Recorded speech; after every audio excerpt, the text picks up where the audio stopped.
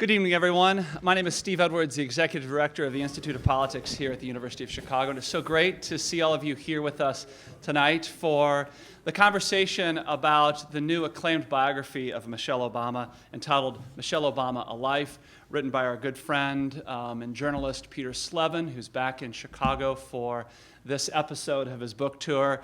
And he'll be interviewed tonight, of course, by Laura Washington, columnist for the Chicago Sun-Times and a recent fellow at the Institute of Politics. So we're grateful for the two of them to join us here this evening for what will be an illuminating conversation.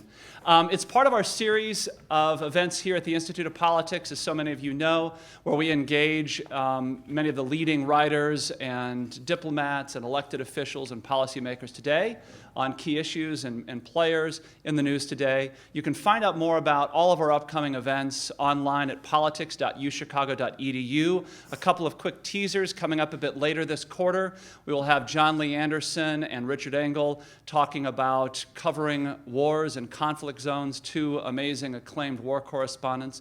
We'll also, in early June, have a session with former White House press secretaries as they reflect on their life in the eye of the storm, which should be illuminating. They'll be with us from across several different administrations. That will be coming up along with a host of other great events. Tonight's event is being recorded. You can catch all of our recorded events on iTunes U by searching U Chicago IOP. We encourage you to do that. We also encourage you to follow us on Twitter and on Facebook. A bit later in the conversation, we'll go to questions from the audience. We'll give priority to student questions, but then we'll open the floor to all of you for your questions. And when we do, we ask that you make your question indeed a question. End it with a question mark. Keep it short and to the point so we can get to as many of you as possible. And without further ado, let me turn things over to Corinne Riley, who is a first year at the college here. She is studying history. She's from Lucca, Italy. She's very involved not just in the IOP, but also in the Model United Nations team here, and she's also a staffer of another Model UN entity here that many University of Chicago students know, that's known as CHOMAN. Please join me in welcoming her to the podium to formally introduce our program tonight. Corinne?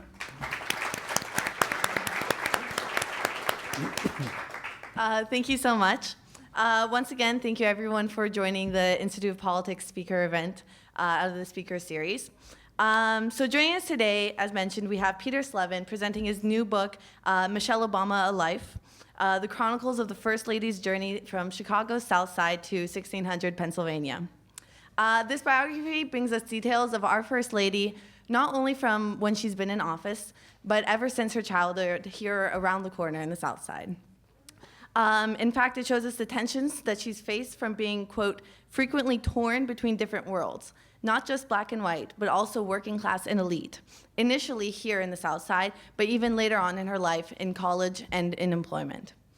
Mr. Slevin is currently a professor of political science at Northwestern University, before which he spent a dozen years working for the Washington Post, covering a variety of topics such as the fall of communism in Russia and Eastern Europe, the Bush-Gore recount, and many U.S. foreign policy topics. Joining us, we also have Laura Washington. She's an ABC7 political analyst and also a journalist for the Chicago Sun-Times. She last joined us winter quarter, in fact, as a resident fellow.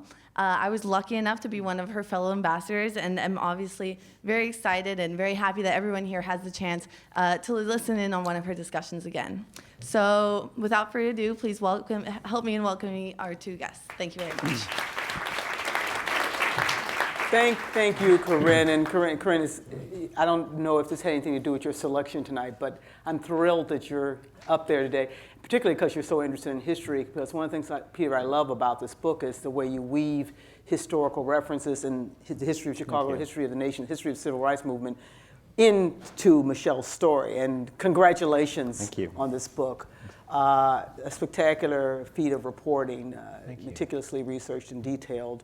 And I think it will stand for a long time, notwithstanding the book that I'm sure Michelle's going to do. Yeah. It will stand for a long time as being a very powerful third-person rendition of her life and of the life of the Obamas, and I appreciate it.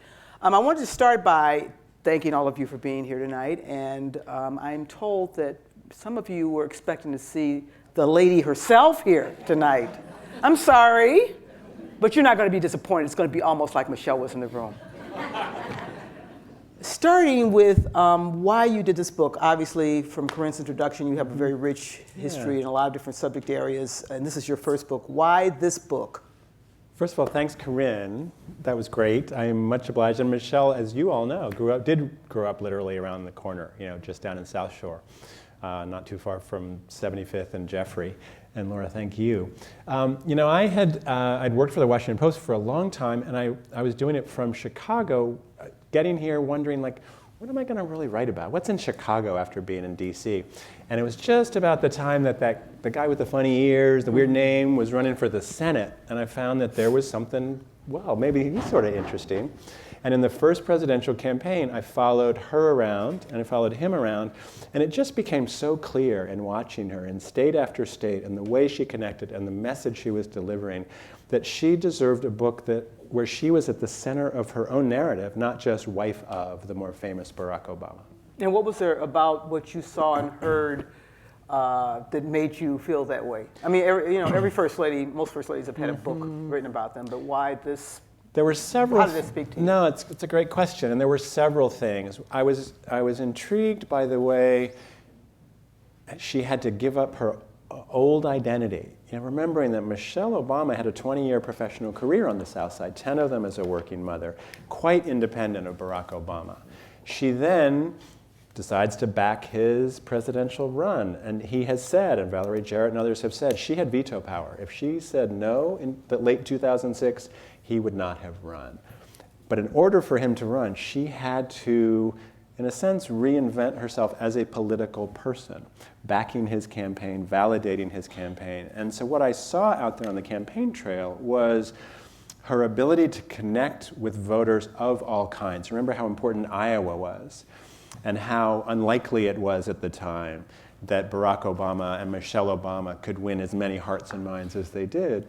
And I was fascinated by her message. I mean, she went into that campaign and said, if I'm going to be part of this enterprise, then I am going to be true to myself and my values and what I believe. And she was delivering a message that is, rooted on the South Side, and rooted in the South Side and true today, which is she's talking about inequality, she's talking about unfairness, and I was fascinated by the way she was able to do that as an independent voice in the campaign. Now you talk about the South Side, where we are right now, and that being a crucial part of her identity and her success. Talk a little bit more about that. A working class family, lived in South Shore. What was there about that background that made her so impactful and successful? And how did that, how much of that rubbed off on and helped Barack Obama? Sure. Well, that's a great question. So Michelle Obama was born in 1964, the year that the Civil Rights Act was passed. But in working on the book, I came to understand how important family was to her. She would say, you all might remember in the 07-08 campaign, the voice I hear inside my head when I'm trying to decide whether I'm making a good decision is my father's voice. So who was her father? Who was Fraser C. Robinson III, who went to DuSable High in 1953? And she talks about her mother as the rock, as the person who was sort of steadfast and disciplined and always with her. She says, on the third floor of I can go up to the third floor of the residence where Marion Robinson lives, and I can cry, and I can complain, and I can argue, and my mother will say, no, okay, that's fine. Now just go on and do what you're supposed to do. So the book was, in part of the book was to figure out, so who are these characters? Where did they come from?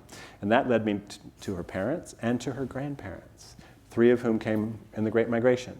And I think these values that she talks about, this tension growing up that her parents also felt, growing up in a place where, in a world where the deck is stacked against her because of her race and because of her class, and yet also hearing the message from her grandparents and her parents, as her paternal grandfather said, your destiny is not written on the day you're born. Get out there, you can do it, you can be something. And that is, to finish kind of the thought that goes with your question, that's what she's talking about to this day. Those are the very same messages she heard growing up. And how did that connect with the president? And how did that help him essentially become the president? Well, I think there are a couple of ways to think of that. One is her friends describe her, one close friend from Chicago, also from the South Side, lives not far away, said, Michelle is the most do what's right person in Barack's inner circle. The president could look to Michelle and hear from Michelle how his ideas were playing. She would say, according to her friends and her staff, you know, Barack, that's not what people want to hear. That's not how you convey this. That's not how what you're trying to do will connect in quite the right way that you want. She is direct with him.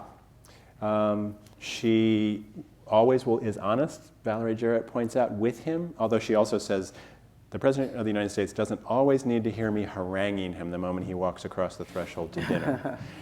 So she says she picks her moments. But I think that she, you know, I write in the book that if, you know, you remember in 2004 when there was that, you know, he gave that soaring speech that caught everybody by surprise in Boston, red states, blue states. And, you know, he was flying high. And I write in the book that in a way, if he's the helium balloon, like she's holding the string, keeping him grounded, keeping voters' expectations in check.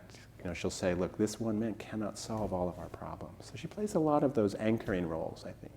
What role did she play in the White House? I assume that she had some say with him, some sway with him about policy, about positioning. How often was she involved in those conversations, and how did she handle it? Now, there are limits to what I know about the inside White House story, and I don't pretend to know what they're talking about at night, you know, over drinks. You mean you didn't have a little microphone under the pillow? No microphone, and I'm not going to make it up, right? So that was important. But there are some things we know, because he talks about it. He talks about how he values her opinion. But I also think it might be interesting to think about who Michelle is not in the White House. You know, these roles, if you walk in as First Lady, there is no playbook, right? There is no certain thing you are. You have no constitutional authority. You command no armies. She is not Hillary Clinton, for example, who set out to do policy. Remember, Hillary Clinton embarked on something far more ambitious than Michelle Obama ever tried. She ran healthcare, and it, of course, went down in flames. Michelle came in and said, you know, I'm not going to be in charge of policy. That's not me. I'm not going to be Rosalind Carter, who sat in on cabinet meetings, and there are little notations that Jimmy Carter would have on some of his policy papers. What think, Roz? She's not going to be Eleanor Roosevelt, who wanted a federal job, right? What she wanted to be was wanted to do was carve out an agenda that dovetailed, that worked, that supported Barack Obama's agenda. And I think something that was true to who she has always been, which is that notion of, as I write in the book, unstacking the deck just a little bit. And you could easily talk about her policies and kind of what unites them. Well, you know, one of the policies that jumped out at me was your discussion about her position on LGBT rights and how she was ahead, along with a lot of other people, ahead of the president on that. Could you talk a little bit about that, and also are there other examples of that where she helped bring him along, or where she was ahead of him and had an impact? I think we can look at LGBT rights as being very consistent with who Michelle Obama is and what she cares about. When you think about how broadly she's about opportunity and she's broadly about equality, and she's seen so much in her life that is neither of those things. You all will remember that in 1996, when Barack Obama was first running for state senate for Alice Palmer's seat, he filled out a couple of questionnaires from gay rights organizations in which he was asked, well, do you support gay marriage? Do you support full rights for gay people and lesbians? And he said, well, of course I do. And that sort of went by the wayside when he entered national politics. And David Axelrod has gotten some attention in his great book, if you haven't read it, The Believer, his memoir, for saying that, in fact, he thinks that Barack Obama pulled his punches on that. And I think many of his aides think so. But Michelle was working with gay and lesbian groups, attending functions as long ago as 2004 when he was running for Senate, standing in for him. And she has been a voice in the administration and in his circle who has said to LGBT organizations, this will happen, give us a little time, we're with you. Were those public conversations? Those were not public conversations. Because at the time when the debate was on about whether he would step out there, Right. I don't think people were aware that there was that behind-the-scenes conversation. She is very careful about what she says, when she says it. She knows she's not the president. And I think it's fair to say that certainly in the first term, her goal was to make sure he got reelected. I mean, when she was in, with him. Things have changed in the second term? I think they're very much the same people, obviously, but they're freed. They're a little bit liberated. He's not running for office again. And I think we can see in his statements, and certainly in hers, a willingness to say a little more, a willingness to talk a little more openly about inequality. Fairness and inequality, fighting against that, I think, are very much what they're up to. You remember when she, did the Boko Haram Bring Back Our Girls thing. She went with Barack Obama when there was a demonstration for immigration rights on the Mall and was willing to say something.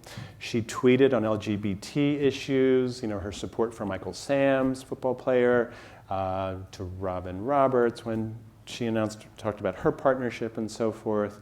And I think she's speaking out still carefully, guardedly, but more. That's my sense, at least. Let's talk a little bit about your research. As I understand it, the White House didn't throw open the doors and say, come on in. I have not been to dinner over there yet. No, it is a fact. Limited access. Talk about Sure. how much access you got, how you Sure. went about getting that, and then how you were able to move the book along without having Right. and getting the information. Yeah, I appreciate the question, and it is an answer that requires some nuance. There was sort of episodic support, some access that I got from her staff, but the vast majority of the sources, and there are dozens and dozens of them, were sources I developed myself.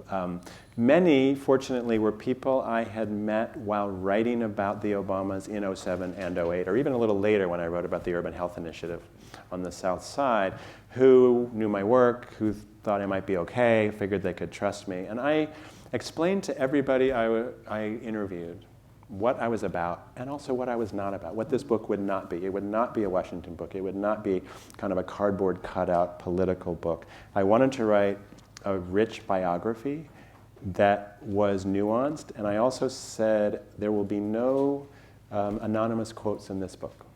So everything in there, anytime anybody says anything, a name is attached. And so a lot How did that promise about the anonymous quotes, how did that help you get interviews and help you get access? When you think about what I was asking, or for that matter, what any reporter asks, we are asking people to trust us with their stories. And I explained to everybody whom I interviewed that I did not want this book to be about my voice, but I wanted it to include the voices of people who knew Michelle, who knew aspects of her life or of Chicago life at the same time, let's say, as her father was coming up. And in fact, would be her voice as much as I could establish it from earlier interviews I did do during the campaign, as well as interviews she has given since. And so I think it probably, when I'm asking people to trust me, it was helpful to be able to say, I'll read it back to you if you're concerned. I want to get it right. In fact, I don't think it was refreshing. You're right. It's not an inside the beltway kind of a book, and several reviewers have pointed that out. And that's a fresh, good thing. And the word "I" in terms of referring to yourself does not come up in the book at all until you get to the acknowledgments. The acknowledgments. I do say "I" a couple of times. Yeah, a couple times I missed those. That's right. No, that was quite intentional. This is not a book about me. And I conveyed that to the White House too, when of course I sought access, and I would have loved to have had more access than I got. And not just to her. Even keep in mind, there are two fabulous writers who've written Barack Obama biographies, David Maraniss and David Remnick, the editor of The New Yorker, each of whom has won a Pulitzer Prize. And Barack Obama gave them, an hour, 90 minutes at the most, for 600-page books. So it wasn't about whether I could spend time with Michelle Obama. I never thought that would happen. But I certainly was pleased when dozens and dozens of people were willing to talk to me, and there's still a few more, if only I could have spoken with. And some of it was just, old shoe leather reporting from being a reporter. I went and tried to start tracking down some of Michelle's family. And so, for instance, I went very early on to see her cousin, Capers Funet, who converted to Judaism and runs a synagogue in Englewood, and said, here's what I'm trying to do. And he said, well, that sounds all right, and told me some stories about Michelle's father. And he said, well, you ought to talk to Nomini Robinson. Nomini Robinson is Michelle's uncle, her father's next youngest brother. And he graduated from Hyde Park High. So I went down to Hyde Park High, learned about his career. I went and saw him. And he told these just wonderful stories about the Robinson family.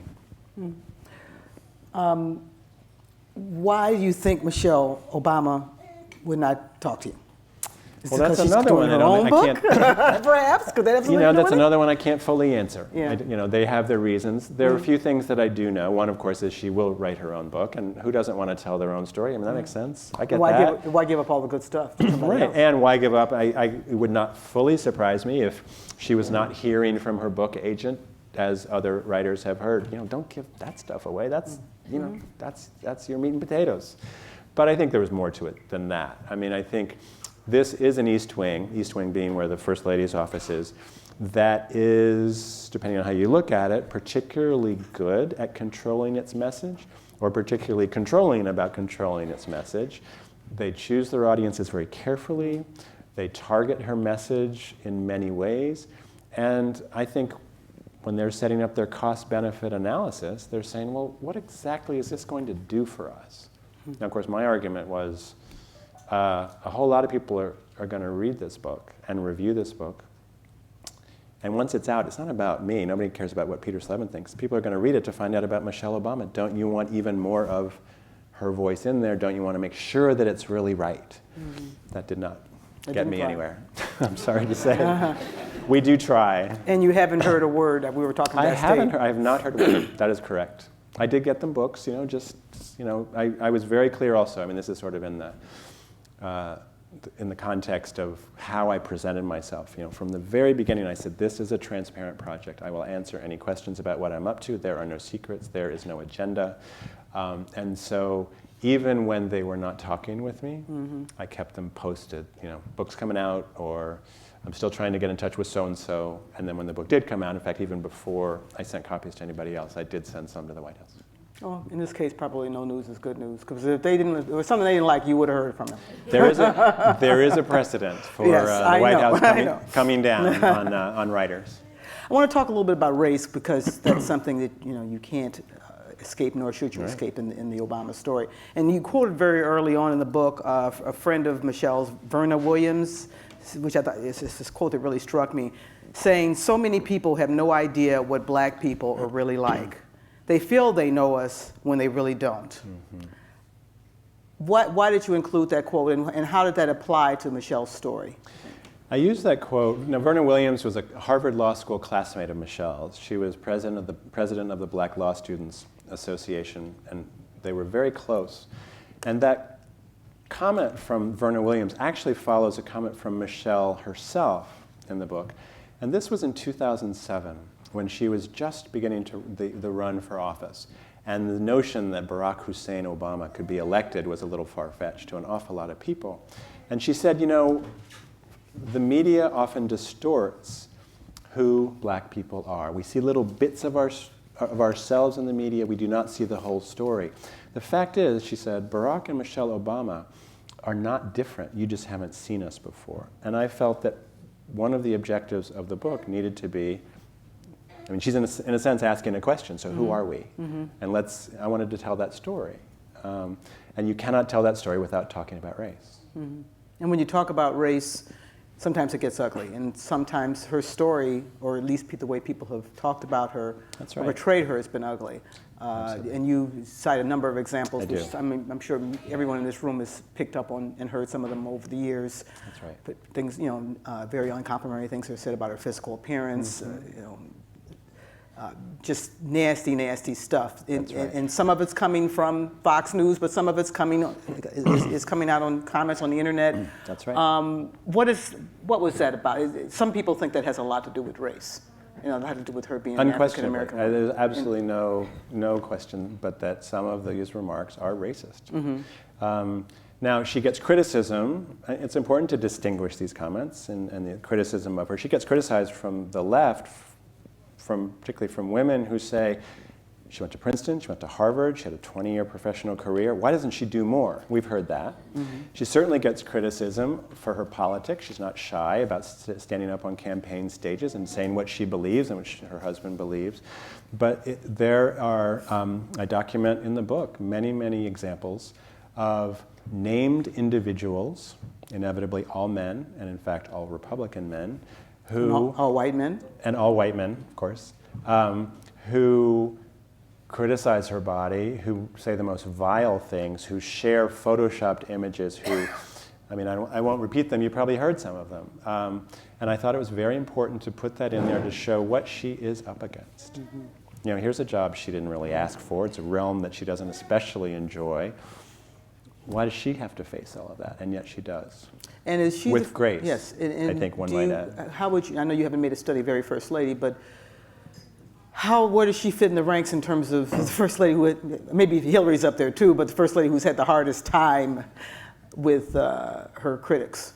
I think Hillary obviously had lots and lots of critics, but Michelle is in, I think, and I don't pretend to be an expert on all First Ladies, she is in a category by herself.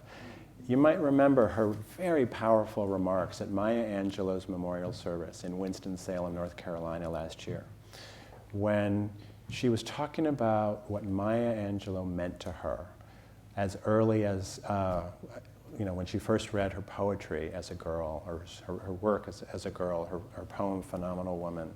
And she learned about Barbie, and she learned about being a black woman in a black woman's body.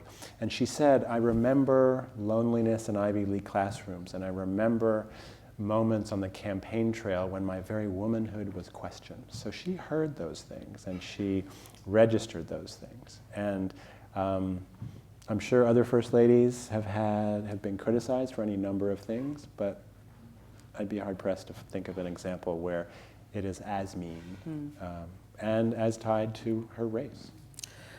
It's nice to hear that, because there's some people that would debate that whether or not race is behind a lot of this, and I really tried very hard to play it very straight, as the book is played entirely straight, and they're just documented examples, unquestioned examples with names and dates. Another interesting thing, and this is related to the way she is portrayed and seen, you write, and this is a quote, she was not easily characterized, and yet public reaction to her was often binary. Right. This interesting word, binary. And then you give a couple examples: adore, abhor, respect, reject, warm, wise and embracing, haughty, petty, and disdainful. These are, I assume, all words that you found that were used to describe her. I have to say, those are words I invented. Okay. But I mean it, they were my synopses of how I feel she is portrayed. And she is broadly very, very popular. And in fact, she polls above 50% among Republicans as well. But she polls much, much higher among African American women, and then white women, Democrats obviously way up high. And yet the people who vilify her are stunningly dismissive of her. We've all seen it. What's behind that? Beyond the race, you think it's, again, this comes back to race? Because some of this... No, I think part of it... Like you said about the left, women on the left who were criticizing her for not being left enough. Not in those terms. I mean, those are still pretty respectful critiques and legitimate ones, right? What role should a woman play? You know, where do you fit it? How do you balance work and family, and where do those obligations lie? I mean, there will never be a consensus, I think, probably on Michelle Obama in that sense, which we could certainly talk about. But I also think, I mean, I do not think it is all about race. We are as everybody in this room certainly knows, we are at a time of extraordinary political polarization. And you can see how she is portrayed as, the leader of the nanny state, for example. That's a Democratic thing. I mean, that's the idea that, she and Barack Obama happen to believe that the social safety net is something that is an obligation of society. They happen to believe that government actually can do some good work in expanding opportunity. And she made this very clear in the 2012 campaign speech, Democratic National Convention speech, which was, I argue, I point out in the book, was a counterpoint to Paul Ryan and Mitt Romney, where she says that when you have succeeded, you do not shut the door behind you. You open and invite somebody through, which you do personally, you do through civic work, and you do through government. And I think part of it is, perfectly kind of respectable or respectful, not respectful perhaps, but perfectly legitimate critique of her political views. Mm-hmm. You've talked about the ways in which she helped keep Barack Obama grounded, and their relationship and her connection to the community. If Michelle Obama had been white, would Barack Obama be the president of the United States? If Michelle Obama were not Michelle Obama, he would have had a harder time being president. He would have had a harder time being Barack Obama. But to say it was just about race, I mean, that's a conversation that's harder. It's an answer that's harder to come up with. Mm-hmm. I think there are many things that she is that have been hugely beneficial to him. Part of it was absolutely about the fact that she was able to legitimize him, particularly among many black voters. She went to, if you think of her speech in Orangeburg, South Carolina, which is an important primary state, in November of 2007. The campaign sent Michelle Obama to Orangeburg, to South Carolina State, both because of South Carolina State's history and because she can say, listen to me, you know my history, you know my story, I'm going to tell you a little bit more about it, and I'm going to tell you why you can trust Barack Obama. And in 2012, she did the same thing again. She validated him, and she said, look, I know everything has not gone so great. He's had some tough times. He's a good man, give him a further shot. But beyond race and appeals to sort of certain demographics, think of who she is, how smart she is, how focused she is. He says it himself, how much Michelle's voice means to him. Anything that surprised you in the reporting? I'm sure lots of things, but what's the biggest surprise? What's the biggest surprise? Boy, something, a myth, or something that you didn't expect, or that turned you around? There were a couple of things. I loved working on, in working on the book, I loved discovering other characters, relatives in her world. The Ora Higgins, who was a great-great-aunt, but was alive until 2012, dying, I think, at 101, who was hired by Spiegel in the 1940s to integrate, not just be one person to integrate Spiegel catalogs and Spiegel stores, but in fact hire hundreds of African Americans. Or her aunt, Robbie Shields, who owned the house with her husband, a Pullman porter, a retired Pullman porter in South Shore, where Michelle grew up, who in 1942, as the youth choir director at Woodlawn AME, which at the time was the most progressive African-American church on the South Side, she goes to Northwestern, where she's invited to a choir workshop. And she shows up on campus, and they say, well, you can be in the workshop, but you can't sleep here on campus as a black woman. They did not use that word. So Aunt Robbie, 26 years old, tells Pastor Carey at Woodlawn AME. He gets the Defender on board, and they march back up to Northwestern, and they find out what's going on. And they say, well, of course, you can't sleep here. We wouldn't allow that. Not in this world, you wouldn't be comfortable here, or some argument like that. Anyway, I found all of these documents about this, and so she sued Northwestern. So these are some people in her life. But if there were one thing that I was particularly struck by, it is, we think of Michelle Obama as striding confidently through life. She is a force in so many different ways. She hula hoops on the White House lawn, something that, let's say, Bess Truman didn't do that often. She will feed kale chips to comedians dressed in drag. And she gives these remarkable speeches to girls all around the country. So what struck me was how often she talks about her own self-doubt. And how Barack Obama said that he was attracted to her not only for her beauty and smarts, which were very real to him, but because he saw some vulnerability in her eyes. He wrote about it as the sense that life is terrifyingly random. And in this message, I think right now she is delivering this very potent and very heartfelt message all around the country, and now the world. You saw she was in Cambodia recently, particularly to girls of color, and she's using the power of her own trajectory to say, you can be me, you can do this. And part of that story is not, hey, look how cool I am, but look how hard it was, and look how unsure I was, and look how many people told me, I'm not going to make it. Or they would say to me, she's saying, they would say, your test scores are too low, or you're not smart enough. And she said, that hurt me, that helped, that was tough, and I fought back. And so it's that sense, that willingness to share that self-doubt that I found very striking. It makes me think of that exchange that happened, was it yesterday at the White House? Did you see the video on that? Where she was with a bunch of young children, it was bring your kids to work day or something like that. And a little girl asked a question, and she asked her how old she was. And Michelle, there was a little bit of hesitation, and she said 51, and then the little girl said something you couldn't quite hear, and she had the little girl repeat it, and it was like, you don't look like you look younger than 51, something along those lines. I bet that didn't make her day. You could tell, but there was that little moment of, again, that vulnerability, like, oh my God, I'm going to have to tell this little girl in the world that I'm 51, even though we know it. And how am I going to be received? And she gave her a big hug when she gave her the right answer. Is what thing that you wanted to find out, or what thing that you pursue, or fact, or story, or issue that you didn't get, the one that got away? There are 100 of them. I mean, there's so many things I'd love to find out about. Small things often, not a particularly big moment. A number of people talked about, so her brother Craig Robinson, whom some of you probably know, was a basketball star, and he went to Princeton and was a basketball star there, and he's been a coach. He's now at ESPN.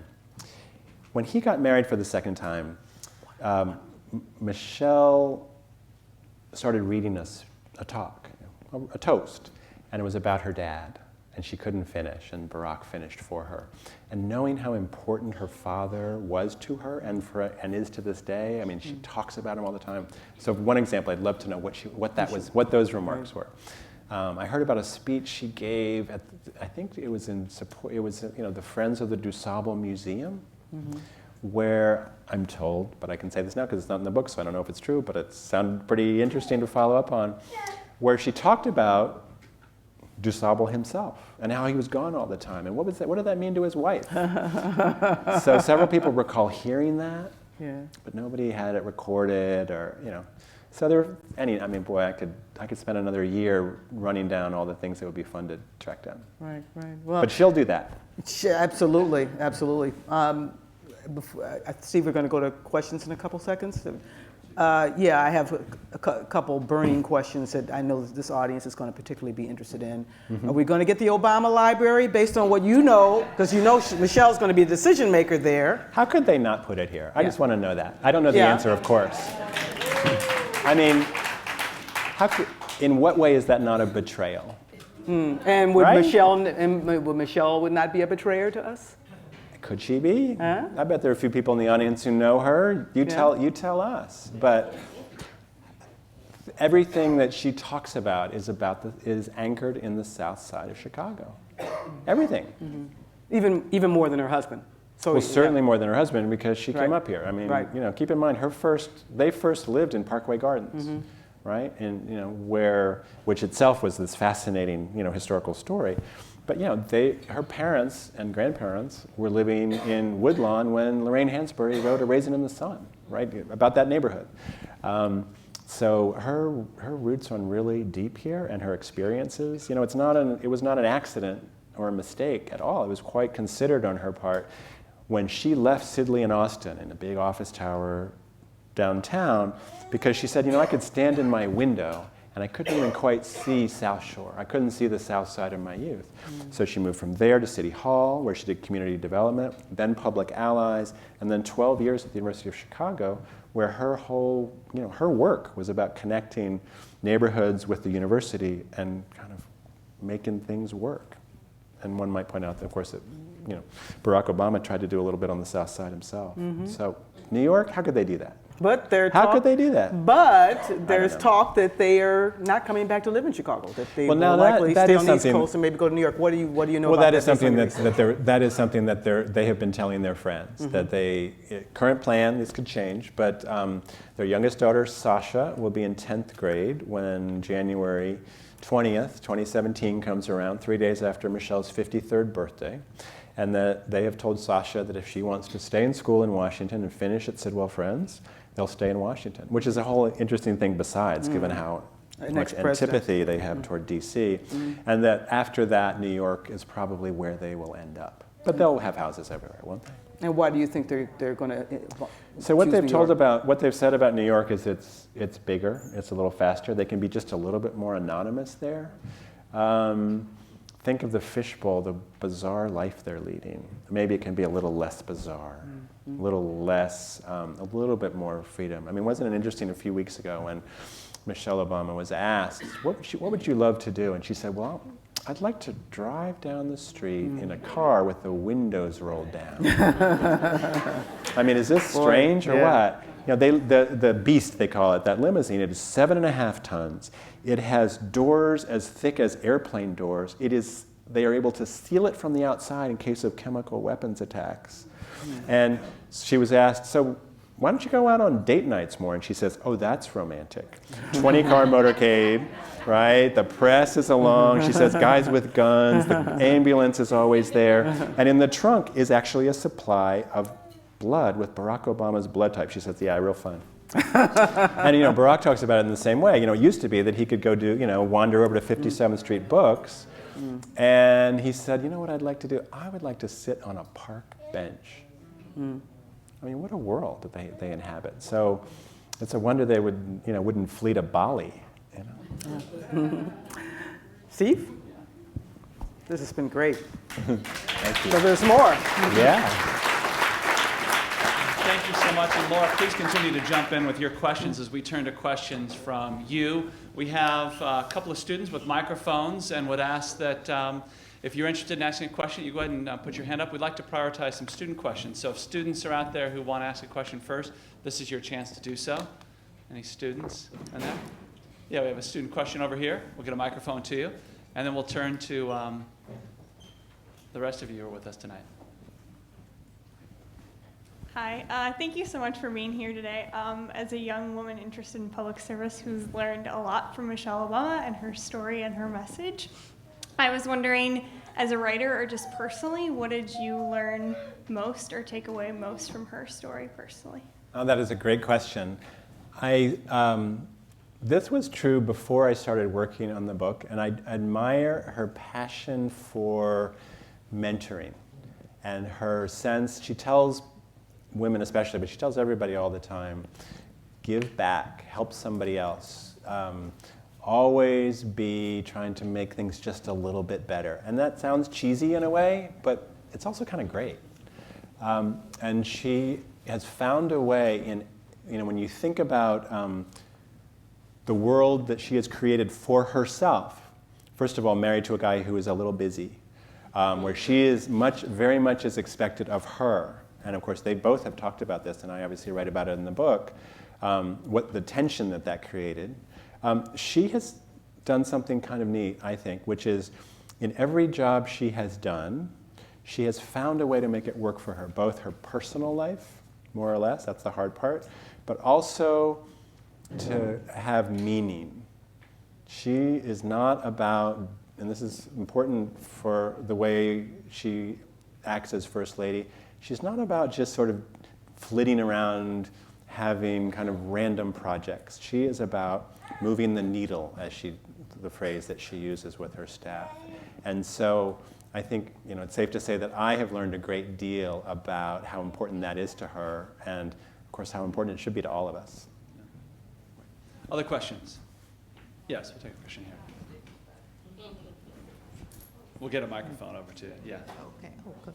Well, my question is, it's very interesting with the book. You talk about, one, all of the people that kind of like are against her, what she's been up to. So my question really is how do you see her leaving a legacy of all the great things that she's been doing while her adversaries might try to unravel that, because I have a sense that that's what's going to try to happen, even with what Barack is doing, that there will be an intentional unraveling of all of what they're doing. So maybe you can speak a little bit to that, because I think she's put some great things in place. She is very much, she's very much hoping that these projects that she's doing will stick around, knowing that you never know, right? I mean, this is all about what he's doing, and for that matter, what any president does. You hope that your work will outlive you at least by a week and a half, right? But we all have a sense of who Michelle Obama is, and she's pretty realistic about life. She has her feet on the ground. And so I think that she is working on these individual projects, which, by the way, I think are united by a determination to make a difference for people who don't have a voice. And if you think about school lunches, who eats school lunches? Right? 70% of school lunches purchased each day in American public schools are purchased by people who cannot afford to pay the full price. These are really important meals. So not only is she wanting kids to be healthy, but she wants particularly to focus on the kids who need it most. If you think about military families, right? That is mom and apple pie. Who could disagree with that? We've just had 2 horrendous wars. On the other hand, she's looking for jobs for soldiers and sailors and Marines and airmen. And the overwhelming number of military personnel who are leaving the service only have a high school education. When you think about Reach Higher, which is her current effort to help kids who lack opportunity get more training, either job training or university, that too is connected with trying to make a difference for people who don't have much of a voice. So I think that she doesn't have control over the projects once she leaves, but she still has that message. And I think, frankly, this is something that she and Barack are together on. I think if you listen to their second-term words, what you're hearing is a focus on a message that says, we've got to do a little bit better here, however we get there. And I think, from working on the book, it is very much about who they were when they met, and in their early years of their relationship, and the things they were doing in Chicago. Those very same themes carry all the way through their lives. Have a hand up here in front. We'll get a microphone up to you.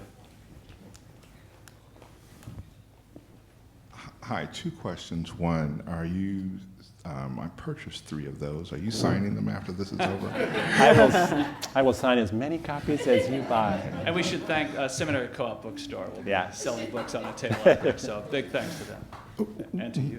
One of the things, and again, from knowing them both long before any of this happened, can you tell me about the pieces that you ran into in constructing your story, where the very legitimacy of the 2 of them being in the White House was such a story to other parts of America? The very thought of seeing them in the White House, or the very thought of there's a black man coming down the stairs on Air Force One. Talk about some of that part of what you encountered in constructing your story about Michelle. That's a very good question. And some of this happens in, lights and mirrors and euphemisms and all. It's not always all that direct. I mean, let's think about the birther question, right, which I write about. I mean, it's a book about Michelle Obama, but it's about the world that they're living in together. Now, it's the most preposterous thing in the universe to imagine that Barack Obama was not born in Hawaii. Right? What possible evidence could exist that not only the birth certificate was faked, but in fact, the birth announcement in the Honolulu Advertiser was placed there 50 years before he was elected president by somebody who was trying to get like some fake Kenyan baby? I mean, it's like Superman, right? It's like Superman landing in Kansas. It's ridiculous, right? So, and in fact, I do say in the book, I liken it to, the persistence and so many people saying it has to be true. Some people even questioning whether, Sasha and Malia are their children. I say it's pretty much like a state trooper pulling him over in South Carolina during Jim Crow and asking for his papers. But do people actually specifically say, well, you can't have a black man in the White House and say it on the record? Not so often. But the evidence is awfully clear, if you ask me. One of the things you talk about in the book, too, is that Michelle particularly was up against the idea of a black woman being in this role. I mean, just like he was the first black man in the White House, she was the first black woman in that role. And even, things about her choice of clothing, her choice of, Right. Her choice of restaurants to go to. Sure. All that was questioned in ways that had never been done. A black woman doesn't have the right to do these things. So who am I to say? But there are an awful lot of people in this room who know exactly what that's all about, right? And so it's hard, as First Lady of any kind and color and interest, you're walking a fine line. And if you are a black woman as First Lady, you're walking an even finer one. And she learned that the hard way. We know that, right? We know that from February of 2008 when she said famously, right, for the first time in my adult life, I'm really proud of my country. And I bet everybody in this room knew what she was talking about. Like, what's the big deal? But needless to say, that is not how it went over. In the conservative media, you had Michelle Malkin saying, well, gosh, her background isn't that different from mine. What country does she inhabit? Right? And so I write about that as well. And that was mortifying to her, her friend said, because she was afraid she had hurt Barack's candidacy. And if nothing else, she didn't want to do harm. Right? She's talked, while being in the White House, she had a great question from a young girl, a teenage girl at Georgetown University, a high school girl who was visiting in 2011. What is it to be the first African-American First Lady? And she said, well, I'm really dealing with a lot of things that all First Ladies deal with. But I'll tell you one thing I'm dealing with, and this was one of those moments that I was talking about before where she expressed her self-doubt and her self-awareness. She said, well, I always was worried about not living up to my parents' expectations. I kind of feel the same way about the American people. I don't want to let them down, right? So if you think about that and the moment where she was so criticized for saying that somehow she had never been proud before, you remember Cindy McCain said the next day, well, I've always been proud of my country. She knows about that fine line, and there are things that she said about America and her perception of the inequality in America in 2007 that she does not talk about right now as First Lady. In the same way. We'll go here, and then we've got a couple hands up back here in the middle. Thank you so much for coming, and Sure. Congratulations on finishing your project. Thanks. My question is really getting to the problem it is really creating a living biography and questioning not just what's happened before, but what's going to come next. So for you as a writer, what do you see from this whole project is the next step in her story? Do you see it as following up on these projects in a nonprofit realm, or in very speculative polls, going into a political route herself? Sure.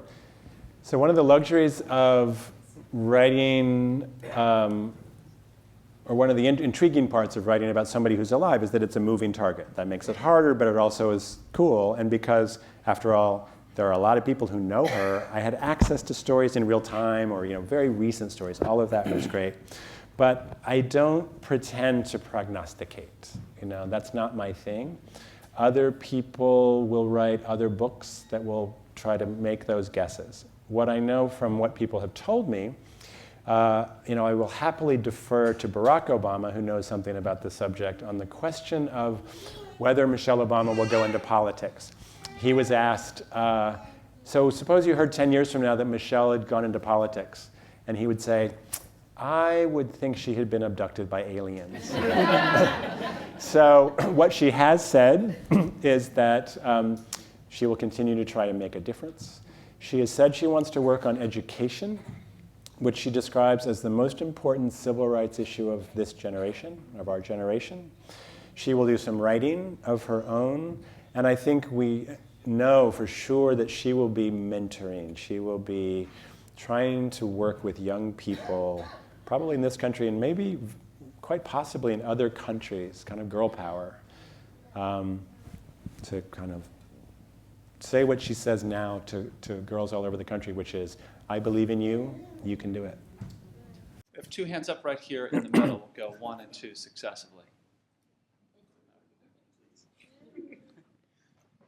So Michelle worked in the University of Chicago Medical Center, Urban Health Initiative. I think she's founder. And I'm wondering if you have any views as to if she were still here, would we have a trauma center? Mm-hmm. It's a very good question. And it's an important question, and I know how controversial that was. I write some about the Urban Health Initiative and its ambitions, and I write about some of the criticism of it. But I'm also avoiding, as I mentioned, prognostication. She's been gone from the equation for 8 years, and I don't know. I honestly don't know. I don't think we can know. You know, I think we certainly know what her thinking was, and for that matter, Valerie Jarrett's thinking was at the time.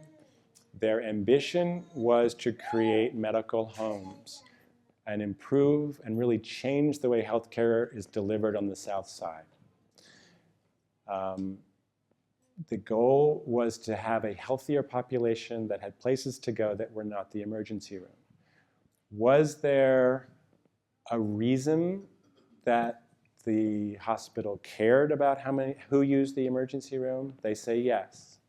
They say that it cost roughly $1,100 each time somebody walked into the emergency room, for example, and that was expensive, and that they wanted to have as often as possible when someone, let's say, needed asthma medicine, to have them go someplace where they could get a doctor who could fully treat them and not have to do that. I do believe that decisions were made, not at her level about exactly what was going to be opened and closed, but beyond that, I can't say where things would be now. Yes, sir. Hi, thank you for coming. Sure. I'm a big fan of history for a number of reasons. The biggest one, obviously, it shows us where you've been and then where we're going. One of the things that fascinates me about this particular regime is how much it reminds me of the Kennedy administration. Mm-hmm. And I find her very much like Carolyn Kennedy, probably a little more dynamic. Is that a fair comparison, do you think? Yeah, and you mean Jackie Kennedy, yes, is the short answer. I mean, she had a completely different upbringing from Jackie Kennedy, a completely different experience. Jackie Kennedy was 32 years old when she became First Lady, right? She was only 34, 35, I can't remember now, when her husband died. One thing they share, well, two, of course, fashion is one, but even in fashion, I think they're sort of different, because keep in mind, too, that Michelle Obama is about having fun with clothes, but also making clothes very accessible, right? Populist kind of icon, fashion icon, whereas, Jackie Kennedy was Chanel. I can't believe I'm talking about fashion. But anyway, I do not pretend to be a great expert, but I did looked into it a little bit.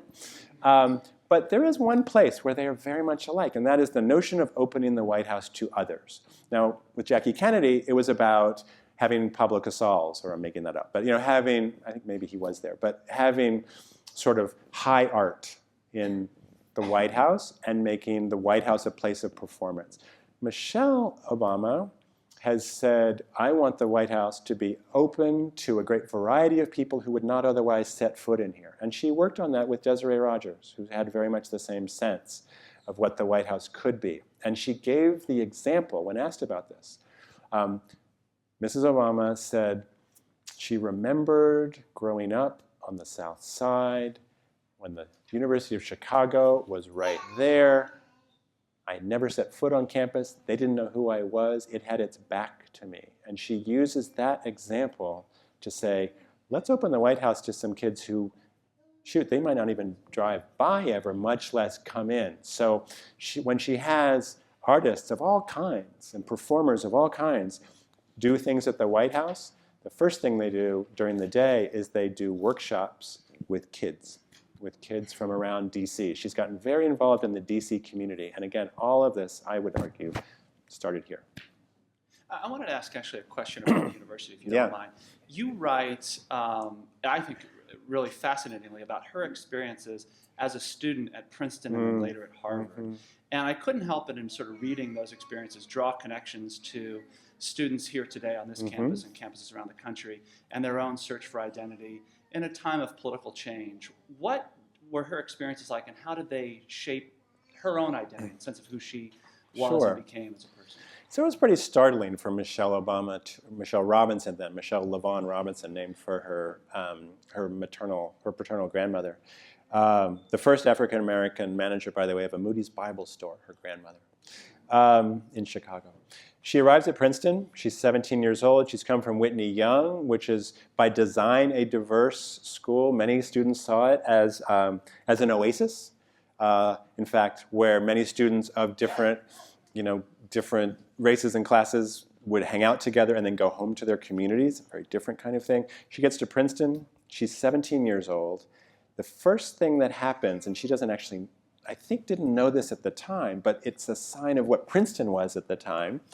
She arrives on campus and drops her stuff, and her brother, Craig, was 2 years older at the time. He stops by her room to see if she's around. She wasn't, but her white roommate, who has not met Michelle, sees that this guy, who's rather large and black, has come looking for his sister. She tells her mom, I'm going to have a black roommate. Her mother goes nuts and tries to get her daughter pulled out of that room and moved somewhere else. That was what part of Princeton was about. Now, to its credit, the administration did not do that. She said that Princeton made me feel more aware of my blackness than anything before. She said even well-meaning white professors and students on campus saw me as black first, a student second.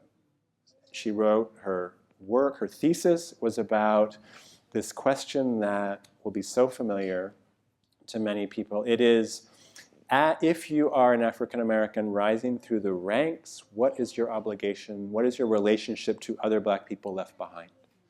And so she did her thesis on that. She then went to Harvard Law School, where her friend Verna Williams said there was a critical mass of black people where the conversations at all times, or not at all times, but often the conversations were not only what is it to be a lawyer, they asked, but what is it to be a black lawyer? What can law do? What again is our kind of purpose? It's this sort of conundrum of obligation.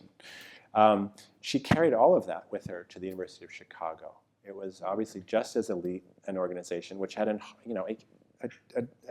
terrible history, right, with the community, which I write about at great length. And her goal, as I write about in the book, was to try to bridge those two worlds. And she writes about having a foot in each one, and we. She says, we in the community and we at the university, which I think is kind of a cool use of words. Like she fully identified with both worlds. Let's take one more question. Laura, would you like to have the honors of the last word? No, if there's someone in the audience, I defer. Do we have a hand up back No? there? Yeah. Okay. I was just curious, first of all, thank you. This was a wonderful presentation this evening, and I'm looking forward to purchasing the book. One question, how does Michelle Obama view the role of her husband and her husband's presidency within the context of America's two great political dynasties, the Bushes and the Clintons, given 20 prior years of Clinton-Bush and potentially 8 years of Clinton-Bush? Let's add that to the question we'd like to ask her. Among the questions I'd like to ask her. I don't know, but I do know that she has reflected on, quite publicly, on what makes Barack Obama different and special. I mean, she's kind of a fan. We know that. She thinks he's pretty good, pretty terrific president. She talks about that a lot. But think back to 2004, when he ran for the US Senate from Illinois. There were 7 or 8 Democrats in the race. There was an incumbent at the time, Peter Fitzgerald. Nobody gave him a shot.